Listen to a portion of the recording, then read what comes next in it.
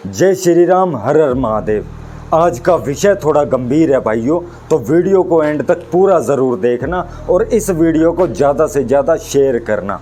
तो चलिए आरंभ करते हैं कश्मीर की कहानी के साथ। वैसे तो हम कश्मीर को कश्यप ऋषि के साथ जोड़कर देखते हैं, जिसका वर्णन नीलमत पुराण के अंदर आता है, किंतु नीलमत पुराण हमारी 18 पुराणों में शामिल नहीं है। लेकिन अगर मैं आपसे ये कहूं कि जम्मू और कश्मीर का हमसे रिश्ता उतना ही पुराना है जितने पुराने हमारे वेद, तो यह सुनकर शायद आप चौंक जाएंगे। लेकिन मेरे भाइयों, चौंकिए मत। ऋग्वेद में वर्णित हमारी नदियों में से कई नदियां जम्मू और कश्मीर के अंदर ही बहती हैं। ऋग्वेद में वर्णित हमारी कई नदियों से आज के समय में पूर्णतः रूप से कनेक्शन टूट चुका है, क्योंकि वह नदियां वर्तमान समय के अफगानिस्तान और पाकिस्तान में बहती हैं। तो विषय को ना भटकाते हुए आज चर्चा करेंगे केवल जम्मू और कश्मीर को लेकर। तो चलिए आरंभ करते हैं। वैसे तो कश्मीर के अंदर हिंदुओं के खिलाफ साजिशें कई दशकों से चलती आ रही हैं, किंतु इन साजिशों ने भयंकर रूप लिया 1990 की शुरुआत में ही, जब एक बड़ी संख्या में कश्मीरी हिंदुओं का नरसंहार किया गया और जम्मू भी इससे बच नहीं पाया। जम्मू के अंदर भी बहुत सारी टारगेट किलिंग हुई जो कि आज तक चलती आई हैं, और वर्तमान समय में कश्मीर के अंदर भी हिंदुओं की टारगेट किलिंग का सिलसिला लगातार बढ़ता ही जा रहा है। 1990 के अंदर जम्मू और कश्मीर के हिंदुओं के साथ जो प्रचंड नरसंहार हुआ, उस नरसंहार में जम्मू और कश्मीर के हिंदुओं को न्याय दिलाने के लिए हमारी सभी की सभी गवर्नमेंटें पूर्णतः रूप से फैल रही हैं, चाहे इसमें कांग्रेस हो, बीजेपी हो या अन्य कोई पार्टी। 1990 के अंदर जब जम्मू और कश्मीर में हिंदुओं का प्रचंड नरसंहार हुआ, उस समय हमारे देश में गवर्नमेंट थी वीपी सिंह जी की, और उनकी गवर्नमेंट में गृह मंत्री थे एक कश्मीरी मुसलमान जिनका नाम था मुफ्ती मोहम्मद सईद। मुफ्ती मोहम्मद सईद को तो काफ़ी सारे लोग ना भी जानते हों, लेकिन उनकी बेटी महबूबा मुफ्ती को वर्तमान समय में सभी के सभी लोग जानते होंगे। 1990 के अंदर जो भी कार्य जम्मू और कश्मीर में हुआ, उसके पीछे कई लोग मुफ्ती मोहम्मद सईद को ही वजह मानते हैं, जो कि आगे चलकर उनके कर्मों द्वारा वो बातें सिद्ध भी हो जाती हैं। 1990 से लेकर 2014 तक हमारे देश के तकरीबन 7 प्रधानमंत्री बदले गए, किंतु जम्मू और कश्मीर के हिंदुओं को न्याय दिलाने में हमारे देश के सभी प्रधानमंत्री असमर्थ साबित हुए। किंतु 2014 में फिर से बीजेपी की सरकार आई, और इस बार कश्मीरी पंडितों को भी लगा कि अब उनको न्याय मिलेगा, जो कि हमें भी लगा था कि अब कश्मीरी पंडितों को न्याय मिलेगा, और उनके साथ जो भी 1990 में हुआ अब वह कार्य दोबारा नहीं दोहराया जाएगा। लेकिन आगे की कहानी जरा दिल थाम के सुनना मेरे भाइयों।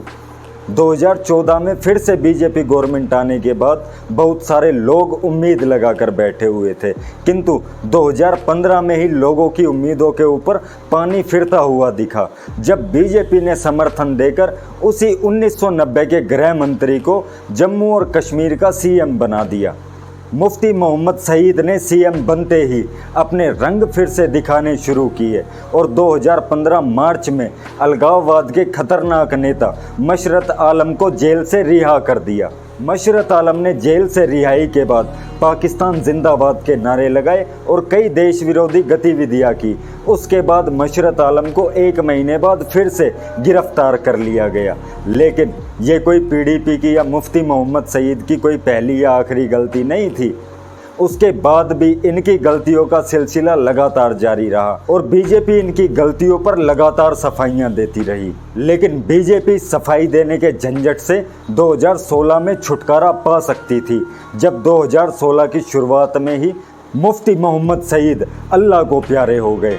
लेकिन बीजेपी ने अपनी गलती को एक बार फिर से दोहराया और सीएम बनाया महबूबा मुफ्ती को, जो कि उसी मुफ्ती मोहम्मद सईद की बेटी थी।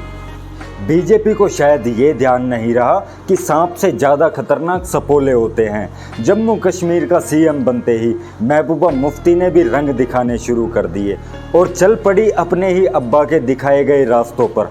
महबूबा मुफ्ती के सीएम रहते हुए जम्मू कश्मीर से कई हजार पत्थरबाजों के केस वापस ले लिए गए। क्या ये वही पत्थरबाज तो नहीं है जो वर्तमान समय में जम्मू और कश्मीर के अंदर हिंदुओं की टारगेट किलिंग कर रहे हैं? लेकिन 40 महीनों के समर्थन के बाद बीजेपी की नींद टूटी और बीजेपी को आभास हुआ कि जम्मू कश्मीर के अंदर महबूबा मुफ्ती और उनके अब्बा को सीएम बनाना बीजेपी की बहुत बड़ी गलती थी और इस गलती को स्वयं प्रधानमंत्री नरेंद्र मोदी जी ने स्वीकारा। लेकिन कुछ अंधभक्त तो आज भी महबूबा मुफ्ती और उसके अब्बा को सीएम बनाने के पीछे कुछ ना कुछ मास्टर स्ट्रोक की राजनीति ढूंढते हैं। लेकिन बीजेपी ने अपनी गलतियों को सुधारने की कोशिश की और जम्मू और कश्मीर से हटा दिया गया धारा 370। धारा 370 हटाने के हम भी बड़े स्पोर्ट में थे, क्योंकि कोई देशद्रोही होगा जो कि धारा 370 हटाने का विरोध करेगा। लेकिन क्या केवल धारा 370 हटाने से जम्मू और कश्मीर की सभी प्रॉब्लम का सॉल्यूशन हो गया है? जैसे कि द कश्मीर फाइल में भी दिखाया गया कि धारा 370 हटने के बाद जम्मू कश्मीर में सब कुछ ठीक हो गया। 370 हटाना हमारी गवर्नमेंट का बड़ा अच्छा फैसला था, लेकिन उसके बाद जो कार्य होने थे वो हमारी गवर्नमेंट कर नहीं पाई या इन्हें करने नहीं दिया गया। 370 हटने के बाद जो कार्य जम्मू और कश्मीर में किए जाने थे वह कार्य शायद इसलिए नहीं हो पाए क्योंकि हमारे एलजी मनोज सिन्हा जी के एडवाइज़र प्रो कश्मीरी मुसलमान थे। लेकिन क्या है इसके पीछे की सच्चाई भगवान ही जाने। क्या ये लोग उसके बाद कुछ करना नहीं चाहते थे या केवल 370 हटाकर ये दिखाना चाहते थे कि कश्मीर के अंदर हमने सब कुछ ठीक कर दिया है? और शायद उसी का ही यह नतीजा है कि जम्मू और कश्मीर में धारा 370 हटने के बाद भी कश्मीर और जम्मू के अंदर हिंदुओं की टारगेट किलिंग रुक नहीं पाई है। 5 अगस्त 2019 को धारा 370 तो हट गया, लेकिन अक्टूबर 2020 तक ही जम्मू और कश्मीर के अंदर 14 बीजेपी कार्यकर्ता आतंकवादियों के शिकार बन चुके थे और वह सिलसिला जम्मू और कश्मीर के अंदर आज तक वैसे ही आरंभ है।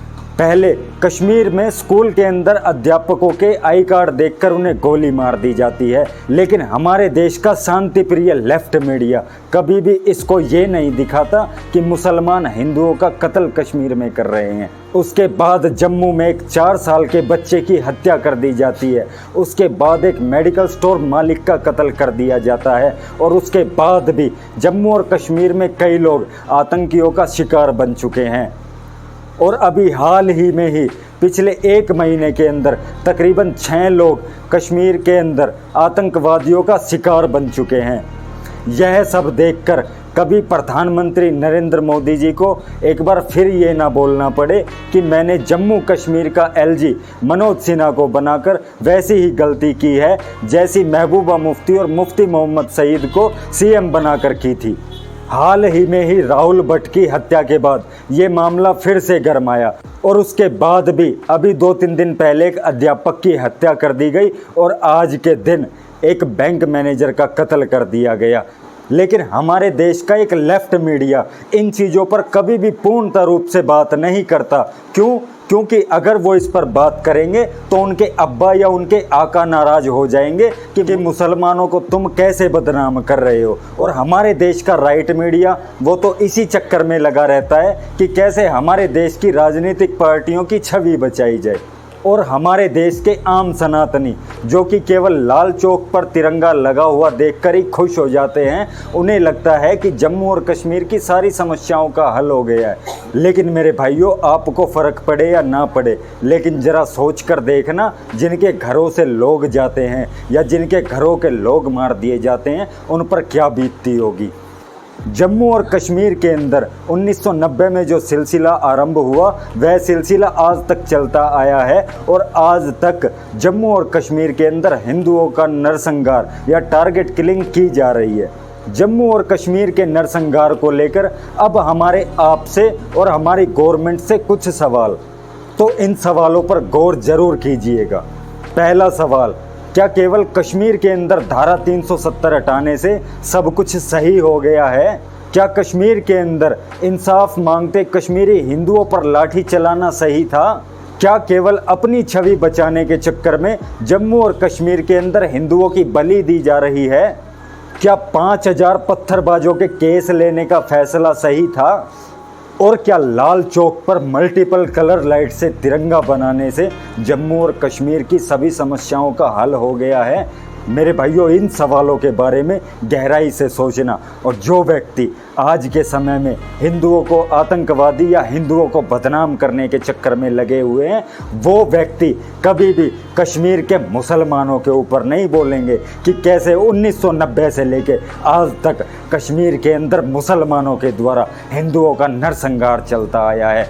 और ना ही कभी यह व्यक्ति ये बोलेंगे कि कश्मीर के अंदर जो भी कुछ हिंदुओं के साथ हुआ वो एक नरसंहार था, क्योंकि हमारी गवर्नमेंट ने भी आज तक उसे नरसंहार नहीं माना है। तो अपनी बात को यहीं पर ही समाप्त करते हैं और आशा करते हैं आपको चीज़ें समझ आई होंगी। जय श्री राम, हर हर महादेव।